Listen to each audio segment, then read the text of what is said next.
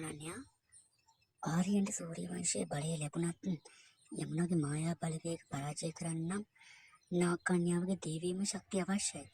ඒත් ඔයාගේ බලය දැන් සුබාදහම් විසින් උද්‍රකන ඉවරයි.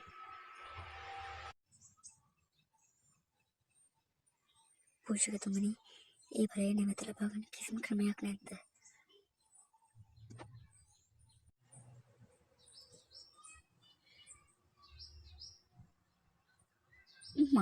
මගේ තාත්තගේ ආත්මයන් තාමත් නිදහස් වෙලා නැහැ. ඒ අන්තිම මිනිමරුව විනාශ කරන්න මට ඒ ශක්තිය ඕනමයි. එකම එක ක්‍රමයක් තියෙනවා. ඒ තමයි මහා කෘෂ්ණ පූජාව. කෘෂ්ණ දෙවියන් කියන්නේ කාලියා නාගයාව දමනය කරපු නාග ලෝකයටම සහ මනුෂ්‍ය ලෝකයට එක වගේ අධිපතිත්වයක් දරන දෙවිතුන්. ඔබ සැබෑ භක්තියෙන් උන්වහන්සේ උත්සාහ පූජාවක් පවත්වලා උන්වහන්සේව ප්‍රසන්න කරොත් අයිම්පුන් නාග ශක්තිය නැවත ලබා ගන්න පුළුවන්. පූජකතුමනි, ඒ පූජාව කරන්න අපි ඕනම දෙයක් කරන්නම්. මට කියන්න මම මොකද කරන්න ඕනි කියලා. ඒක ලෙහෙසි පහසු දෙයක් නෙවෙයි ආර්යයන්. අනන්‍යයට සිද්ධ වෙනවා ඇවිලෙන ගිනිමෙද ක්‍රිෂ්ණ මන්ත්‍රය ජප කරමින් පැය ගණනක් එකතැන රැඳී ඉන්න. ඒ අතරතුර යමුනා මොනවා හරි කරලා මේ පූජාව විනාශ කරන්න බලයි.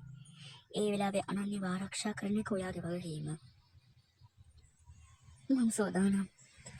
ආදරය නිසා මට මගේ බලය නැති වුණා නම් ඒ ආදරෙම සාක්ෂි දරාවි මගේ චේතනාව පිරිසුදුයි කියලා.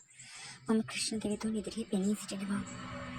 අනන්‍යා, මම ඔයාගේ ආරක්ෂක වෙලා ඉන්නම්. සූර්ය වංශයේ කුමාරයෙක් හැටියට මම දිරුණනවා. ඔයාගේ පූජාව ඉවර වෙනකල් එකම කවුරුලකටවත් ඔයාලට කිට්ටු වෙන්න ඉඩ දෙන්නේ නැහැ. හොඳයි. එහෙනම් අද මධ්‍යම රාත්‍රියේ පූජාව ආරම්භ කරමු. අනන්‍ය මතක තියාගන්න. ඔබේ සිත එක් කරගන්න. ක්‍රිෂ්ණ දෙවියන්ගේ නාමය පමණක් මෙනෙහි කරන්න. පූජාව සාර්ථක වුණොත් ඔබට ලැබෙන්නේ කලින් තිබුණටත් වඩා දසගුණයක් බලවත් මහා නාග ශක්තියක්. ඕම් භගවතේ වාසුදේවාය නමः. ස්වාමීනි,